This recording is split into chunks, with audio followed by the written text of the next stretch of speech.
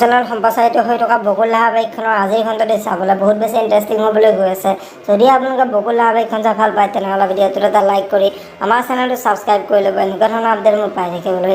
বকুল ধাৰাবাহিকখনৰ আজিৰ খণ্ডত দেখিবলৈ পাব অদিতি আদিৰ কথা চিন্তা কৰি বহি থাকিব আৰু সেই সময়তে অদিতিৰ বান্ধৱীজনী অদিতিৰ ওচৰলৈ আহি বাৰু অদিতিৰ ওচৰলৈ আহি অদিতি তই এতিয়া কাৰ কথা চিন্তা কৰি আছ মই গম পাইছোঁ, তই মোক ক'ব পাৰিবিনে তই যে এতিয়া আদিৰ কথা চিন্তা কৰি থকা নাই আৰু তই আদিৰ স্থান তই অনাবিলক দিব পাৰিবিনে, তই এইটো কি সিদ্ধান্ত ল'লি বুলি অদিতিক প্ৰশ্ন কৰিব।